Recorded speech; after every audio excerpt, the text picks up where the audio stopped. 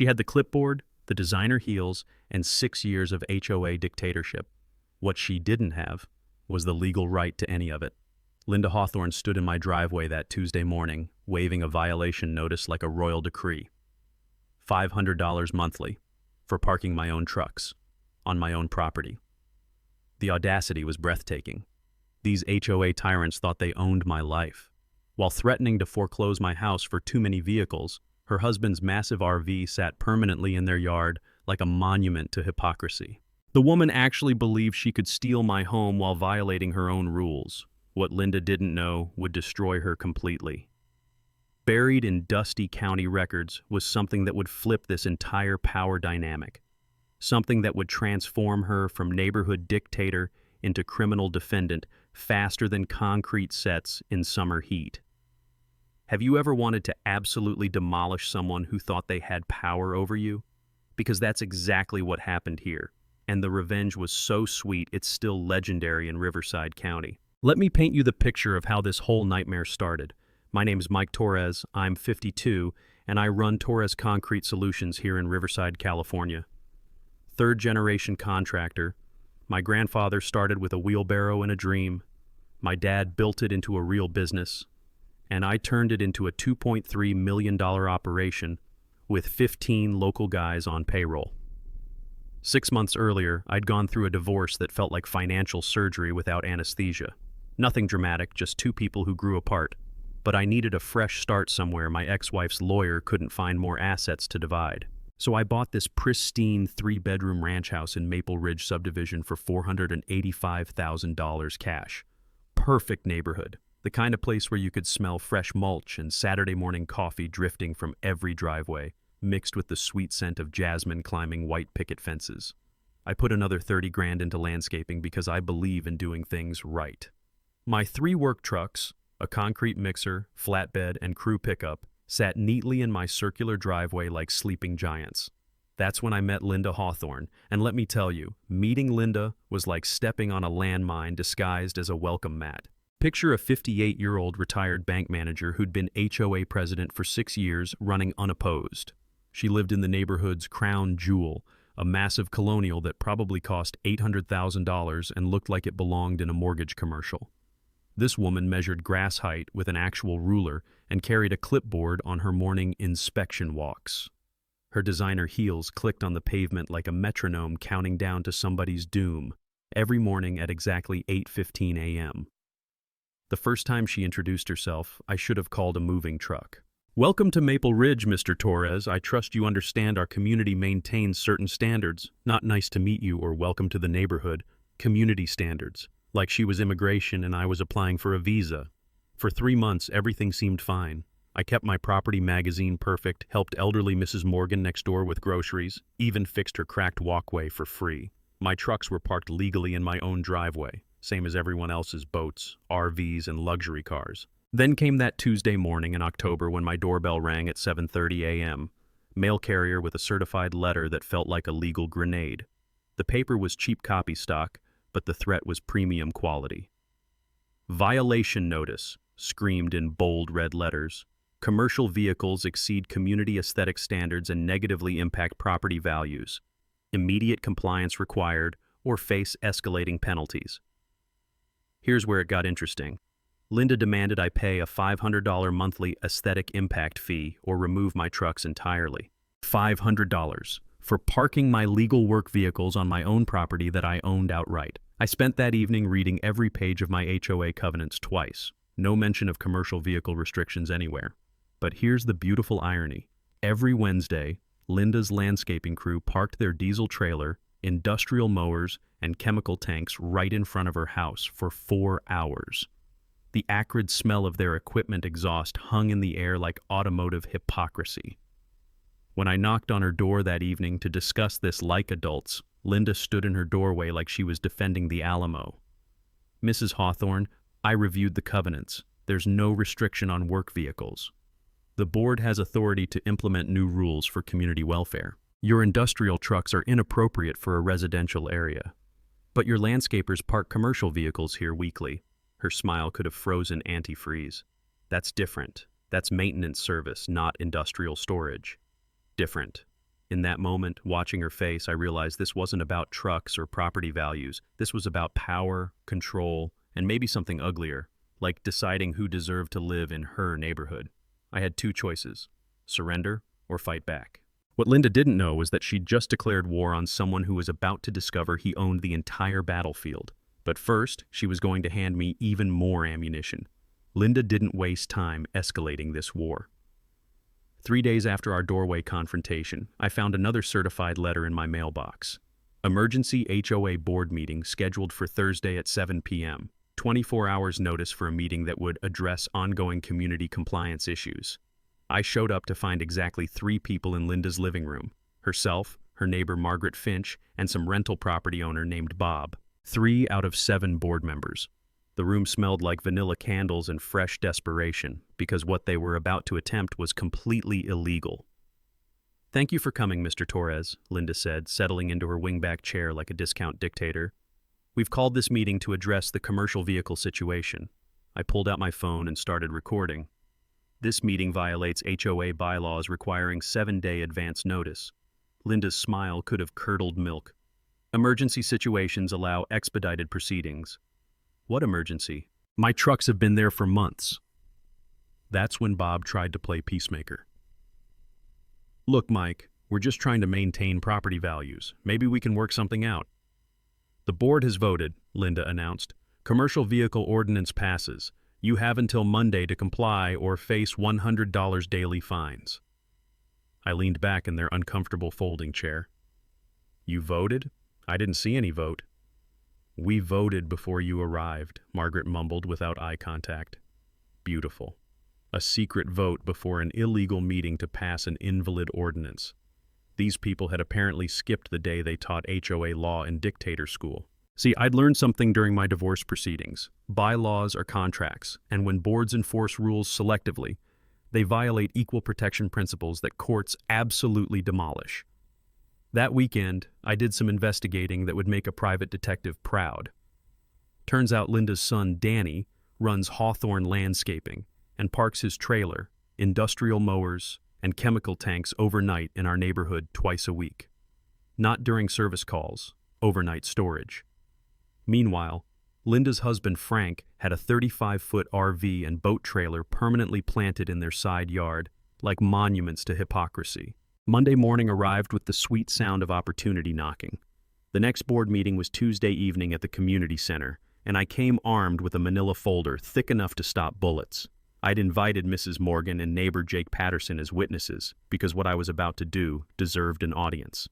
"Before we discuss my trucks," I announced, standing with my evidence folder, "let's address some enforcement inconsistencies." I spread photos across the table like a poker dealer revealing aces. Danny's landscaping trailer parked overnight on Maple Street.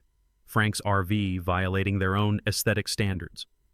3 other neighbors with work vans, boats, and recreational vehicles somehow invisible to Linda's eagle eyes.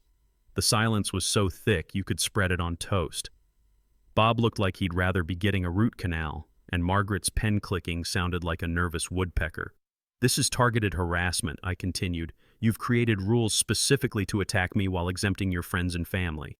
Linda's face was approaching the color of a fire truck. "Those are different situations." "How exactly?" "Mr. Hawthorne's RV is grandfathered under previous regulations." "Show me those regulations." More silence. The air conditioning kicked on, sounding like it was laughing at this circus. "And your son's overnight parking? That's temporary business equipment staging." "My trucks are temporary business equipment staging." "Your trucks are industrial." "Your son's 500-gallon chemical sprayer isn't industrial?" Jake Patterson raised his hand like we were in elementary school. "When were these grandfather clauses established?" Bob shifted like his chair was made of needles. "We haven't formally documented, so they don't exist," I interrupted. "You're improvising exemptions in real time." Linda shot up from her chair like she'd been ejected. "This meeting is about Mr. Torres's non-compliance, not board authority." Here's where things got interesting. I pulled out my phone and held it up like a trophy. "Actually, this meeting is about selective enforcement and discrimination. I'm recording everything for my attorney, and every ridiculous excuse you've made tonight just became evidence." The room went dead quiet except for Margaret's frantic pen clicking. Bob looked like he wanted to tunnel through the floor to escape. "Mrs. Hawthorne," I said, enjoying every second, "either enforce your rules equally or admit they're bogus." but I'm not paying extortion fees for violations that half the neighborhood commits daily. Linda's composure finally shattered like cheap glass. Her voice went up an octave. Mr. Torres, if you continue this disruptive behavior, we'll be forced to take stronger action. There it was, the threat I'd been waiting for. Because what Linda didn't know was that while she'd been busy playing neighborhood dictator, I'd already started digging into her background. And what I'd discovered was going to turn her world upside down faster than a concrete mixer in an earthquake. Linda's stronger action arrived like a plague of locusts. Wednesday morning, I was loading concrete mix when a white city van pulled up. Out stepped Linda with some guy in a clipboard and hard hat, her former colleague from the planning department, judging by their chummy conversation. The morning air carried the scent of fresh asphalt and impending bureaucratic warfare. Anonymous complaints about noise and safety violations, she announced with the smugness of a cat presenting a dead mouse. This inspector looks like he'd rather be getting a colonoscopy, probably because showing up with the complainant destroys any pretense of impartiality. I watched this poor bastard walk around my property for 20 minutes, measuring setbacks, checking permits, photographing everything like he was documenting a murder scene. Linda stood behind him, pointing at my trucks and whispering suggestions that sounded suspiciously like coaching a witness. The concrete dust from my mixing area tickled my nose as I waited for their verdict. When he finished, the inspector actually smiled and shook my hand. Beautiful setup, Mr. Torres. Your concrete pad exceeds code requirements, trucks are properly registered, and your property maintenance is exemplary. No violations found. Linda's face went through more color changes than a mood ring in a microwave. But Linda wasn't done playing games. 2 days later, I got a certified letter from the State Contractor Licensing Board claiming anonymous complaints about illegal business operations from residential property. Someone had filed a formal complaint alleging I was running an unlicensed commercial operation, storing hazardous materials, and violating zoning laws. The complaint was detailed, specific, and completely fabricated. I'd bet my favorite sledgehammer that Linda's manicured fingerprints were all over this paperwork, along with the lingering scent of her vanilla perfume. While dealing with that bureaucratic nightmare, I decided to investigate Linda's background more thoroughly. My accountant buddy Bobby Morgan had taught me some tricks during my divorce about finding financial records, and what I discovered made Linda's harassment campaign look like amateur hour. She'd filed for bankruptcy 3 years ago, then refinanced her house twice in 18 months. Her credit report showed more red flags than a Soviet military parade. Most interesting was a pattern that made my blood pressure spike. She'd been targeting specific homeowners for violations, and every single one had sold their houses within 6 months at below-market prices. This wasn't just about my trucks.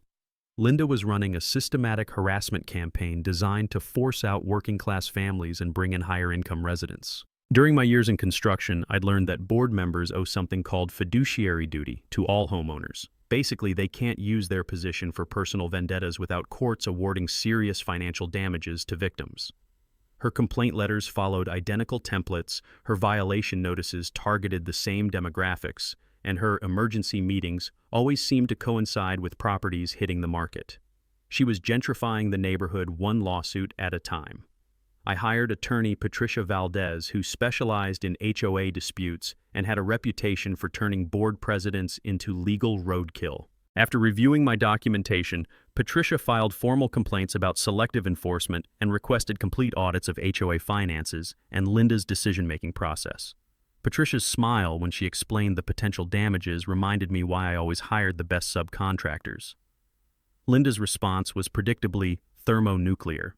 She called a special assessment vote for neighborhood beautification, proposing a $5,000 per household fee for aesthetic improvements and community enhancement.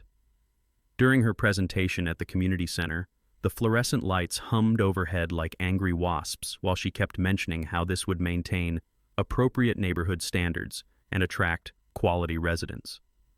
Her supporters, mostly retirees and McMansions, nodded along like dashboard bobbleheads, while working families looked like they'd been hit by financial freight trains. After the meeting, Linda cornered me in the parking lot where the smell of cooling asphalt mixed with her desperation. Mr. Torres, this could all go away if you'd just be reasonable about your truck situation. I pulled out my phone and started recording. Define reasonable. Her eyes glittered like broken glass in the streetlight. a modest relocation fee to cover administrative costs, say $50,000. The number hit me like a sledgehammer to the gut. There it was, attempted extortion caught on digital recording. Linda had just handed me enough evidence to bury her deeper than a septic tank foundation. The community was fracturing faster than concrete in an earthquake. Working families organized resistance meetings in Jake Patterson's garage, while Linda's supporters formed her neighborhood standards committee.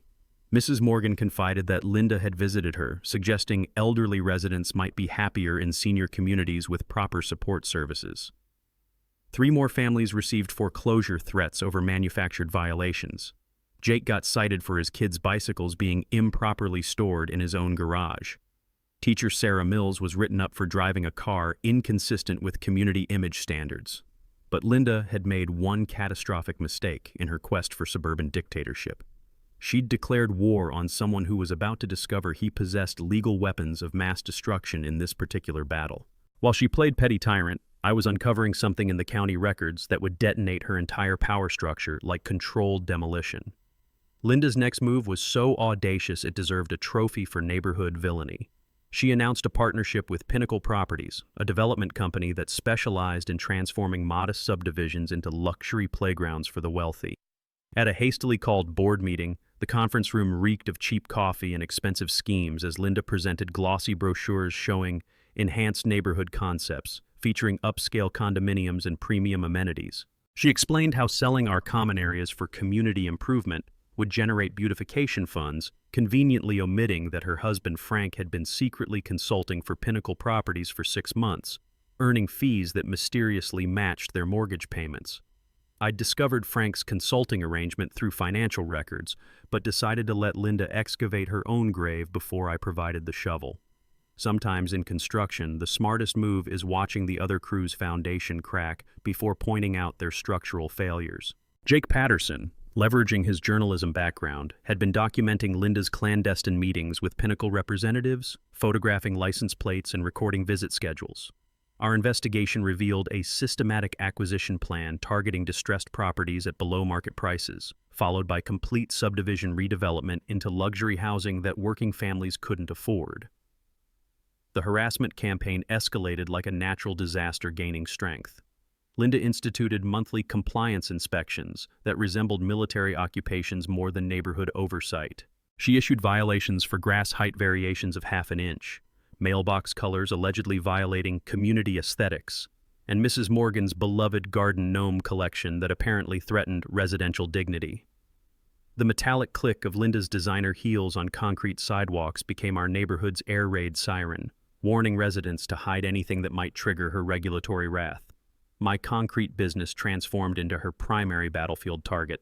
Linda threatened legal action for chronic noncompliance and claimed authority to ban my customers from neighborhood streets.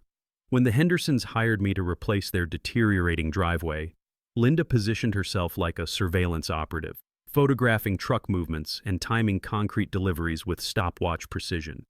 She attempted to find neighbors who hired my services, claiming they were facilitating violations of established community standards.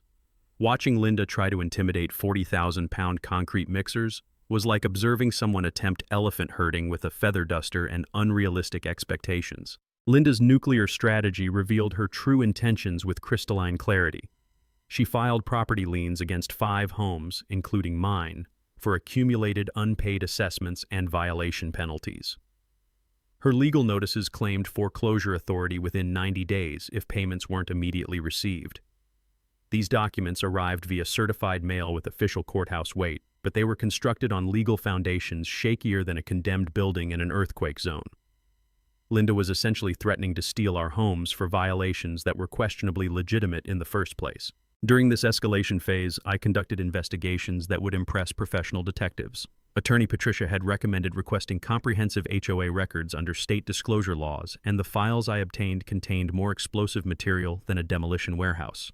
Linda had systematically diverted HOA funds for personal legal expenses, disguising her bankruptcy attorney fees as administrative consultations. Community reserve funds designated for maintenance had vanished into unauthorized expenditures that coincidentally matched Linda's documented financial emergencies. The smoking gun emerged when I discovered email exchanges between Linda and Pinnacle Properties discussing residential demographic optimization and clearing problematic current residents. One message explicitly targeted working-class homeowners and ethnic families who allegedly wouldn't match the upgraded community profile standards. Reading those communications felt like uncovering a conspiracy documented in black and white, complete with strategic timelines for manufacturing violations and accelerating foreclosure proceedings. The stench of discrimination was stronger than concrete sealer fumes. Mrs. Morgan tearfully revealed that Linda had visited with legal paperwork suggesting incompetency proceedings, claiming elderly residents required professional care environments rather than independent neighborhood living. Jake Patterson documented systematic harassment over his children's outdoor toys, which Linda classified as unsightly residential deterioration factors. Sarah Mills, our divorced teacher neighbor, faced relentless targeting for driving a modest Honda instead of luxury vehicles matching Linda's community expectation standards. Our neighborhood fractured faster than poorly mixed concrete in freezing weather. Linda's supporters, predominantly affluent retirees in oversized houses, formed her Community Standards Coalition, while working families organized resistance meetings that resembled underground revolutionary gatherings.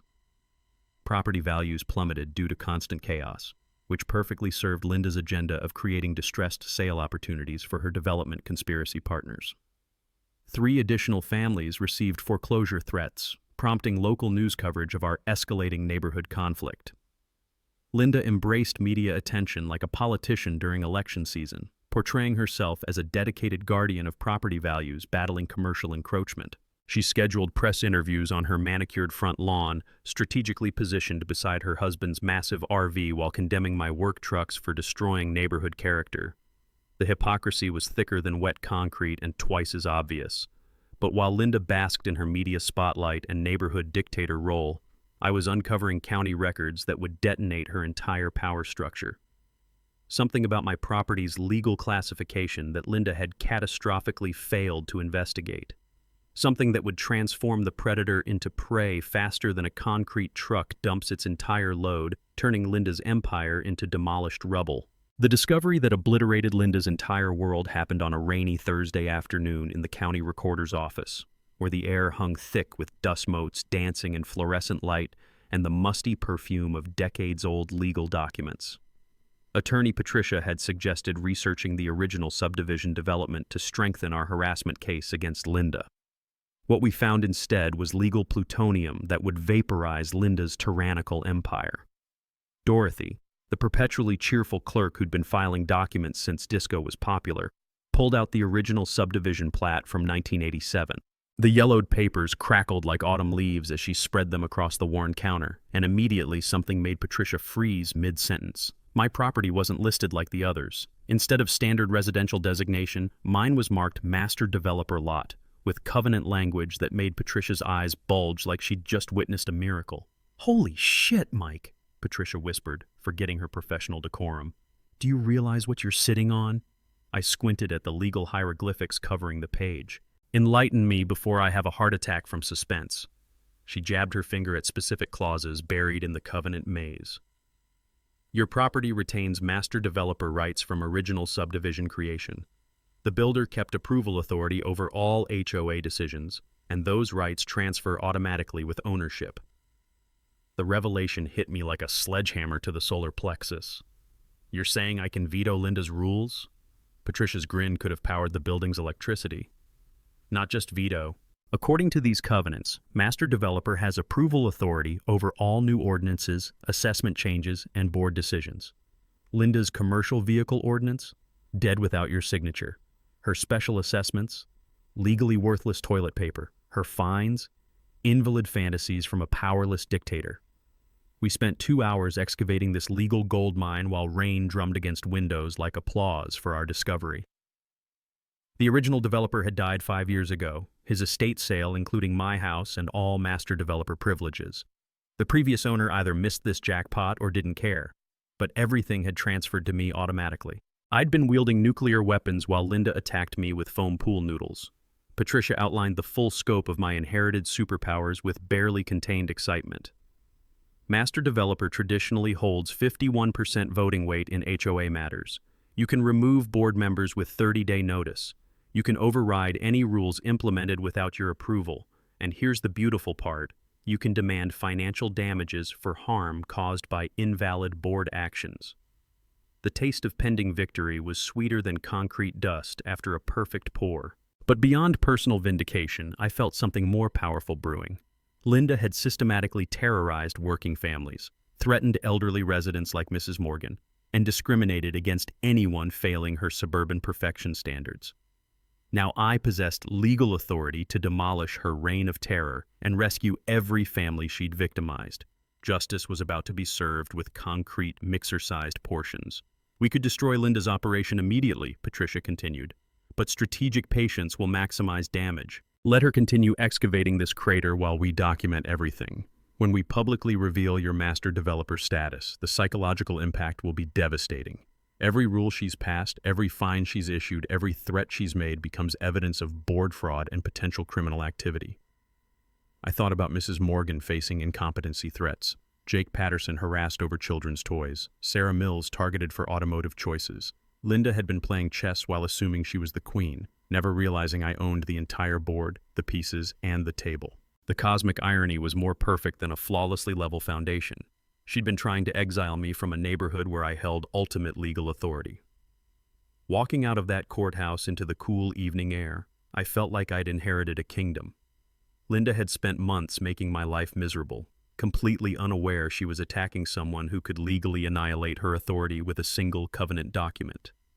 The predator was about to discover she'd been stalking an apex predator, and her hunting season was permanently closed. The next phase felt like assembling the ultimate construction crew for the most satisfying demolition project of my career. Saturday morning, my kitchen table became mission control, coffee brewing while legal documents spread across the surface like blueprints for Linda's destruction. The rich aroma of Colombian dark roast mixed with the intoxicating scent of impending justice as Patricia and I mapped our strategy. We're not just stopping Linda, she explained. We're building a case that protects every family and ensures this nightmare never repeats. Bobby Morgan, our forensic accountant and Mrs. Morgan's sharp-eyed son, became our financial detective. When I showed him Linda's HOA expense reports, his reaction was immediate and colorful. Mike, this woman's been treating community funds like her personal ATM. These administrative consultation fees perfectly match her bankruptcy lawyer's billing cycles. His laptop keys clicked like machine gun fire as he cross-referenced dates with Linda's court filings. Here's something every homeowner should know from Bobby's expertise. HOA boards must maintain detailed financial records called general ledgers and check registers, and you have legal rights to examine these documents for personal expenses disguised as community business. Jake Patterson transformed his spare bedroom into a surveillance command center that would make the FBI jealous. Timeline charts covered every wall, while photography equipment capable of documenting evidence from 3 blocks away occupied his desk. Every harassment incident gets documented with timestamps and witness statements, Jake explained while calibrating his cameras. Linda's discrimination pattern will be so obvious that a legally blind judge could convict her. The mechanical whir of his printer churning out evidence sheets sounded like a slot machine hitting jackpot. Sarah Mills volunteered as our community educator, using teaching skills to inform neighbors about rights they never knew they possessed. Her own harassment documentation revealed Linda's laser-focused targeting of single mothers, elderly residents, and working-class families. During our planning sessions, Sarah's insight cut through legal complexity like a chainsaw through balsa wood. Linda's not just power-hungry, she's operating a systematic discrimination campaign with HOA authority as her weapon. Sarah's strategy involved hosting backyard meetings that felt like underground resistance gatherings where families shared horror stories and learned their legal options. Patricia outlined our legal strategy with surgeon-like precision. Master developer rights give us nuclear capability, but conventional weapons strengthen the case. We're filing for breach of fiduciary duty, selective enforcement, financial mismanagement, and civil rights violations. She'd researched similar cases where board members faced 6-figure personal liability judgments for exceeding authority and targeting demographics. Patricia's smile when discussing potential damages reminded me why I always hired the best subcontractors for critical projects. Bobby's financial investigation uncovered $47,000 in unauthorized diversions from reserve funds, including Linda's personal legal fees disguised as community consultations. Her expense reports showed payments to her son's landscaping company at 30% above market rates, while legitimate maintenance requests were denied for budgetary constraints. Most explosive was evidence of kickback arrangements with Pinnacle Properties, where Linda received consulting fees for facilitating neighborhood disruption that would benefit redevelopment schemes. Our intelligence operation expanded beyond financial crimes to document Linda's harassment methodology. Jake's photographs captured selective enforcement in vivid detail, her son's industrial equipment parked overnight while my legal trucks faced daily persecution, her husband's massive RV violating aesthetic standards she imposed on others, her personal vehicles exceeding community parking limits without consequences. We cataloged every double standard, every discriminatory action, every authority abuse that Linda had committed during her suburban dictatorship. Sarah's underground meetings felt like wartime resistance gatherings where families shared harassment testimonies while she documented each incident with academic thoroughness. Mrs. Morgan revealed Linda's attempts to declare her incompetent for maintaining gardens that allegedly violated aesthetic standards. The Hendersons described foreclosure threats for hiring my concrete services. Every family had experienced Linda's targeting, and every story added ammunition to our discrimination arsenal. Watching these families realize they weren't alone was like watching concrete set, slow at first, then suddenly unbreakable. Meanwhile, I maintained normal routines while secretly preparing Linda's public execution. My concrete business continued serving neighborhood customers despite her intimidation campaigns, and every job became evidence-gathering opportunities. I documented Linda's interference with legitimate commerce, her attempts to ban customers from public streets, and threats against neighbors who hired my services. Each incident strengthened our case, while Linda remained oblivious to legal explosive charges being planted beneath her authority foundation. Here's the beautiful irony that kept me awake nights with anticipation. Linda was constructing her own gallows with every illegal action she committed. Our strategy was elegant in its simplicity. Let her continue digging until retreat became impossible, then detonate everything during a public meeting with maximum community attendance and media coverage. Linda had spent months building her tyrannical empire, never suspecting she was creating evidence for her own destruction. The hunter had become the hunted, and Linda was walking deeper into a trap baited with her own arrogance and seasoned with her victim's patience. Linda's desperation reached nuclear levels when she realized her harassment campaign wasn't working. 2 weeks after our planning sessions, I received a foreclosure notice that looked more official than a Supreme Court subpoena. The thick legal paper smelled like fear and expensive attorneys as Linda claimed authority to seize my property for accumulated violations and unpaid assessments. She'd scheduled foreclosure proceedings for the following month, apparently convinced that financial terrorism would force me to surrender. What Linda didn't know was that every threatening document she filed was digging her legal grave deeper than a septic tank foundation. The sabotage started subtly, like termites eating a house from the inside. My work trucks began experiencing mysterious problems: sugar in gas tanks, slashed tires, and scratched paint that spelled out "Go away" in jagged letters. The acrid smell of vandalism lingered in my driveway like a toxic cloud, while Linda maintained plausible deniability by being conspicuously visible during each incident. She'd scheduled her morning inspection walks to coincide perfectly with my discovery of damaged equipment, creating alibis while maximizing my frustration. Watching Linda feign shock at my misfortune was like watching a toddler deny eating cookies with chocolate smeared across their face. But Linda's most devious move targeted my business reputation directly. Anonymous complaints flooded the Better Business Bureau claiming I'd performed shoddy work, stolen materials, and violated safety regulations. Fake online reviews appeared overnight describing fictional disasters involving my concrete services. Torres Concrete destroyed my driveway and flooded my basement, read one obviously fabricated review posted by concerned homeowner 47. The digital assault was so coordinated it looked like a military psychological operation designed to destroy my livelihood through character assassination. While Linda escalated her attacks, I maintained my normal routine like nothing was happening. Every morning, I loaded my trucks and headed to job sites, documenting each act of harassment while appearing completely unbothered by her campaign. My crew noticed the tension but followed my lead, treating Linda's intimidation attempts like annoying weather that would eventually pass. The sound of concrete mixers rumbling to life each morning became our defiant anthem, drowning out Linda's clicking heels and whispered threats. Jake Patterson's surveillance operation captured Linda's coordination with her supporters in damning detail. His telephoto lens recorded late-night meetings in Linda's backyard where she distributed assignments to her Community Standards Coalition. Margaret Finch received instructions to file noise complaints whenever my equipment started before 8 a.m. Bob was tasked with photographing every neighbor who hired my services. Linda's husband Frank was assigned to follow my trucks and document traffic violations during concrete deliveries. The conspiracy was more organized than a military operation, and twice as petty. The community pressure intensified like a pressure cooker approaching explosion. 3 more families received foreclosure threats over manufactured violations that would make a comedy writer weep with laughter. The Patels were cited for hanging laundry outside because it created visual pollution inconsistent with community standards. Elderly Mr. Rodriguez faced fines for parking his 20-year-old pickup truck in his own driveway because it was commercially branded with his plumbing business logo. Linda's enforcement had become so absurd that neighbors started comparing violation notices like trading cards, laughing at the creative ways she'd found to harass working families. Local news picked up the story when Linda called a press conference to announce her partnership with Pinnacle Properties.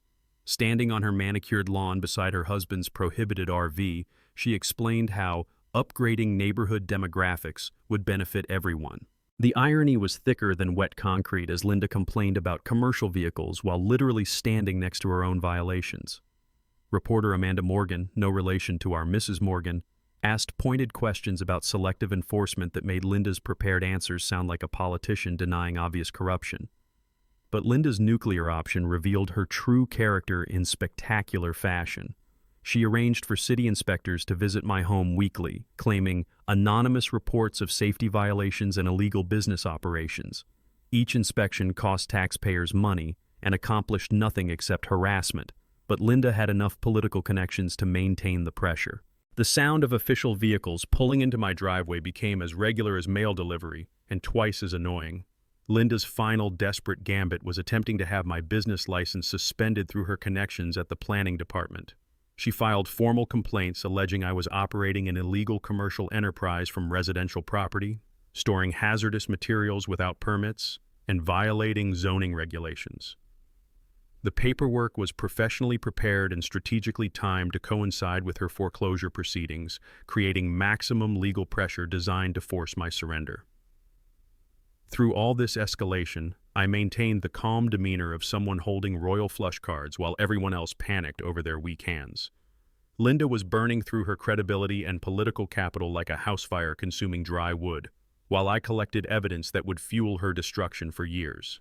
Every harassment attempt was documented, every false report was recorded, every abuse of authority was photographed for future legal proceedings.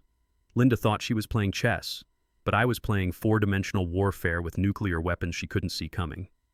Linda's final acts of desperation arrived like a Category 5 hurricane making landfall.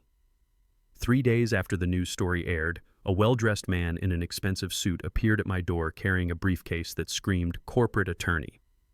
The morning air carried the metallic scent of impending storm clouds as he introduced himself as Richard Castellanos, legal representative for concerned community stakeholders. His cologne was expensive enough to choke a horse, and his smile had all the warmth of a tax audit. Mr. Torres, my clients are prepared to offer a generous settlement to resolve this unfortunate neighborhood dispute. The offer was breathtaking in its audacity. $50,000 cash to relocate my business operations and drop all complaints against Linda and the HOA. Consider this a goodwill gesture, Castellanos explained, sliding a cashier's check across my kitchen table like he was dealing blackjack. My clients simply want to restore community harmony. The veiled threat hung in the air thicker than concrete dust on a windless day. Of course, if you prefer continued legal complications and business disruptions, that's entirely your choice. I pulled out my phone and started recording, watching his polished demeanor crack like cheap paint in summer heat. But Linda wasn't finished playing dirty pool. The smear campaign escalated from online reviews to full-scale character assassination involving Child Protective Services. Anonymous calls reported that neighbors with children were being endangered by industrial equipment and hazardous materials. CPS investigators arrived at Jake Patterson's house to inspect his children's living conditions after complaints about unsafe neighborhood environments created by commercial activities. The sound of official voices questioning parents about their children's safety because of my legal business operations made my blood pressure spike higher than a concrete pump. Linda's psychological warfare expanded to targeting elderly residents with bureaucratic terrorism. Mrs. Morgan received visits from Adult Protective Services after concerned citizens reported her as potentially incompetent due to neglected property maintenance and inability to maintain community standards. The sweet, elderly woman who baked cookies for neighborhood children suddenly found herself defending her mental capacity to government officials. Watching Mrs. Morgan's confusion and fear during these visits was like watching someone kick a puppy. It required superhuman restraint not to immediately destroy Linda's operation. The harassment network had grown into a full-scale conspiracy involving city officials, contractors, and what appeared to be organized crime methodology. Linda's husband, Frank, began following my work trucks, photographing license plates and documenting delivery schedules like he was conducting industrial espionage. Her son Danny started bidding against me for neighborhood concrete jobs, submitting estimates 30% below cost to steal my customers. The coordination was so sophisticated it resembled a military operation designed to destroy my livelihood through economic warfare. Community tensions reached breaking point when Linda called an emergency meeting to announce the Pinnacle Properties partnership as a done deal. The community center reeked of anxiety and cheap folding chairs as she presented architectural renderings showing luxury condominiums replacing our modest homes. Current residents will have first opportunity to purchase upgraded units, Linda announced with the sincerity of a snake oil salesman, though obviously not everyone will qualify for the enhanced community standards. The implied threat was clear: submit to her authority or face forced relocation through financial pressure. Linda's supporters began abandoning her sinking ship faster than rats fleeing a flood. Margaret Finch quietly resigned from the board after learning about the criminal investigation into HOA financial irregularities. Bob discovered that his rental properties were also targeted for harassment and switched sides overnight. Even Linda's closest allies started questioning her increasingly erratic behavior and obvious personal financial motivations. The sound of her political support structure collapsing was music sweeter than concrete mixers humming in perfect harmony. But Linda's ultimate overreach revealed her complete disconnection from legal reality. She announced at the emergency meeting that foreclosure proceedings would continue regardless of community opposition, claiming board authority supersedes individual property rights in matters of community welfare. She actually believed her HOA presidency gave her government-level powers to seize private property. Linda had crossed the line from neighborhood tyrant to delusional dictator, and her public statements were being recorded by multiple sources for future legal proceedings. The breaking point came when Linda attempted to physically prevent my customers from accessing neighborhood streets. She positioned herself like a human roadblock, clipboard in hand, demanding identification from concrete truck drivers and threatening to call police for trespassing violations. Watching a 58-year-old retired bank manager try to intimidate union concrete drivers was like watching someone challenge a freight train to a pushing contest. Entertaining for spectators, but potentially fatal for the challenger. Meanwhile, my secret preparation was reaching final stages like a demolition project approaching detonation. Patricia had authenticated all master developer documentation with county officials. Bobby had completed financial analysis proving Linda's embezzlement, and Jake had assembled video evidence that would make prosecutors weep with joy. The community was primed for Linda's public destruction, media contacts were briefed for maximum coverage, and legal documents were prepared for immediate filing. Linda had spent months constructing her own scaffold, and execution day was approaching faster than gravity pulls falling concrete. The annual HOA meeting arrived like Judgment Day, and the community center had never seen anything like it. 89 of our 94 homeowners packed into a room designed for 50, with folding chairs squeezed together like sardines in a legal can. The air conditioning struggled against body heat and rising tension while the scent of nervous perspiration mixed with industrial-strength floor cleaner. Local news crews positioned their cameras at the back, their bright lights turning the meeting into a televised spectacle. Officer Martinez from the Sheriff's Department stood near the exit, called for crowd control but clearly expecting fireworks. Linda entered like a queen approaching her coronation, designer heels clicking against linoleum with military precision. She wore her most expensive suit and carried a leather portfolio thick enough to stop bullets, radiating confidence that would have been impressive if it wasn't about to be obliterated. Her supporters, now reduced to 5 retirees and her obviously uncomfortable husband, clustered around the front table like bodyguards protecting a dictator. The fluorescent lights hummed overhead like angry wasps preparing to swarm. "Thank you all for attending tonight's crucial meeting," Linda announced, settling into her chair like she was claiming a throne. "We have important business regarding neighborhood improvements and compliance enforcement." Her voice carried across the packed room with the authority of someone who genuinely believed she controlled everyone's destiny. The crowd's murmur sounded like distant thunder before a devastating storm. Sarah Mills stood first, presenting a petition with 67 signatures opposing Linda's harassment campaign. Her teacher's voice cut through the tension like a scalpel through flesh. "Mrs. Hawthorne, this petition represents families demanding your immediate resignation for abuse of authority, selective enforcement, and discrimination against working-class residents." The crowd erupted in applause that sounded like machine gun fire echoing off concrete walls. Jake Patterson followed with his documentation project, reading a timeline of harassment incidents that made Linda's face cycle through more colors than a neon sign. Violation notices targeting single mothers, elderly residents threatened with incompetency proceedings, and systematic persecution of minority homeowners, Jake announced while cameras captured Linda's increasing discomfort. "This isn't community improvement, it's ethnic cleansing disguised as property management." Linda's composure began cracking like concrete under pressure. "These accusations are unfounded troublemaker propaganda designed to undermine legitimate board authority," she snarled, abandoning her professional demeanor. "Mr. Torres and his supporters are disrupting our community's progress toward higher standards." She gestured towards me like I was personally responsible for neighborhood decline. "If you continue supporting this disruptive behavior, we'll be forced to take stronger legal action." Mrs. Morgan struggled to her feet, her voice trembling with emotion that silenced the entire room.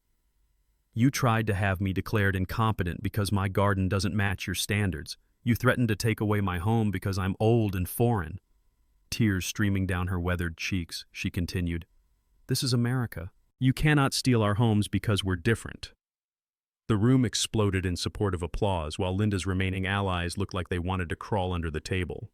That's when I stood up, briefcase in hand, and walked toward the podium with the measured pace of someone about to deliver a death sentence. The crowd noise faded to cathedral silence as I opened my case and pulled out documents that would change everything.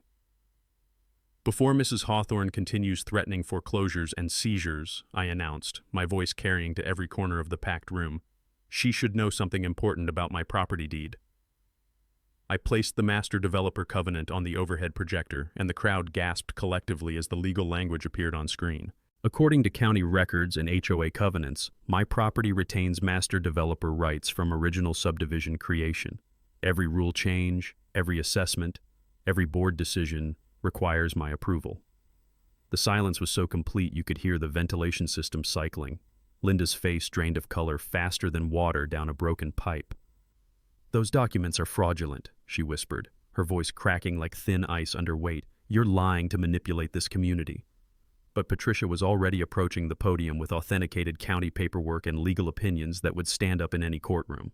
"Mrs. Hawthorne," I continued, enjoying every second of her complete meltdown, "as master developer, I hereby declare all your ordinances void, all your fines invalid, and all your foreclosure threats legally worthless." The crowd erupted like a concrete plant explosion, cheering and applauding while Linda sat frozen in disbelief. But I wasn't finished destroying her world. "Furthermore, I'm calling for immediate board removal based on financial mismanagement, abuse of authority, and civil rights violations." Patricia handed me Bobby's financial analysis showing $47,000 in embezzled funds. "Your illegal use of community money for personal expenses constitutes criminal fraud, and law enforcement will be investigating accordingly." Officer Martinez stepped forward as Linda attempted to flee, her designer heels now sounding like a retreat rather than an advance.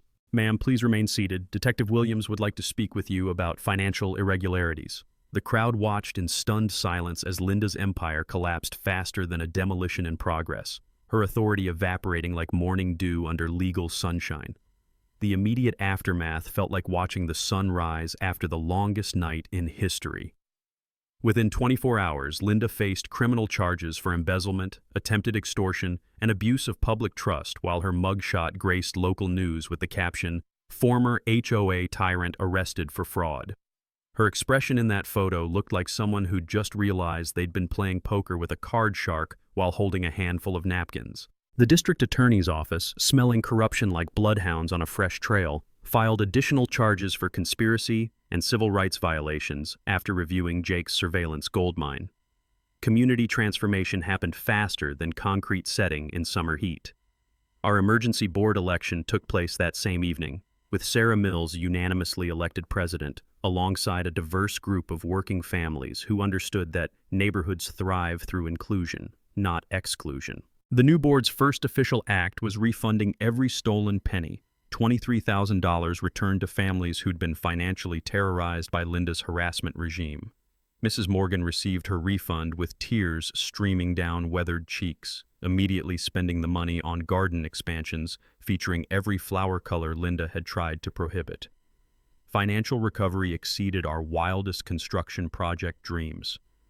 The HOA's insurance company, faced with Bobby's forensic accounting evidence, settled faster than a demolition crew clearing condemned buildings. All legal fees were covered plus compensation for harassment victims, while Linda's frozen personal assets would fund community recovery for years. The Pinnacle Properties development deal collapsed like a house built from playing cards when investors discovered fraud allegations surrounding their partnership with our neighborhood dictator. My concrete business exploded with referrals from grateful neighbors and regional customers who'd followed our story through news coverage and social media buzz. The rumble of mixer trucks became our neighborhood's victory symphony, no longer symbols of persecution but emblems of resilience and working-class pride. 3 families who'd nearly lost their homes to Linda's foreclosure threats hired me for major improvement projects, transforming discrimination targets into my most enthusiastic advocates. The sweet irony was thicker than premium concrete mix.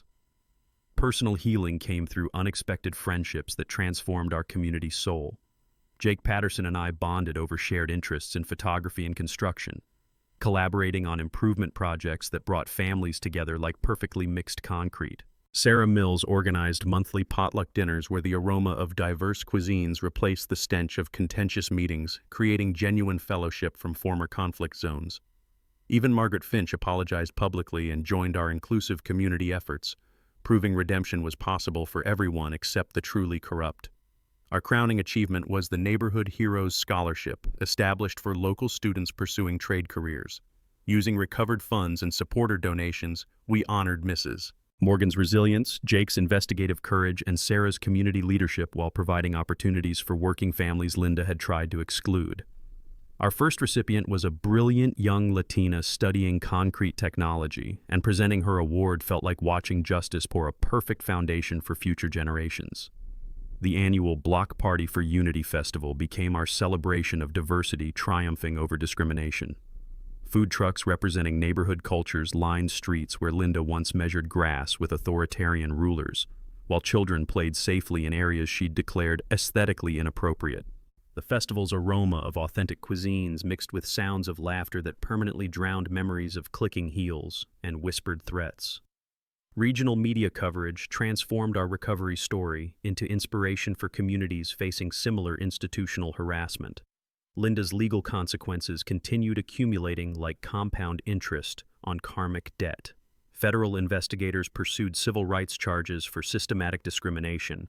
Her law license was suspended pending ethics investigations, and civil lawsuits ensured decades of financial responsibility for damages caused. Her foreclosed house became the neighborhood's most ironic symbol. The woman who tried to steal our homes lost her own to the justice system she'd corrupted.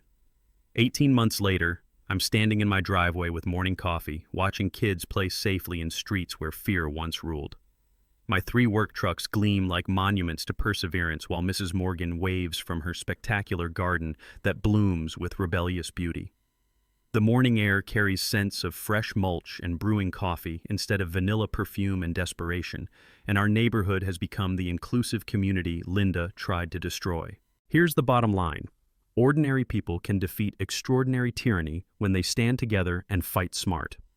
If you've survived your own HOA nightmare, share your story in the comments below because your experience might become our next justice episode. And if this tale of neighborly revenge against suburban tyranny fired you up, smash that subscribe button for HOA Stories because we're just getting started with tales that prove bullies always get their comeuppance. We appreciate you spending your time with us on HOA Stories, where HOA Karens finally get checked. If you enjoyed today's drama, hit like, comment on your favorite part below, and don't forget to subscribe so you'll be the first to catch our next HOA showdown.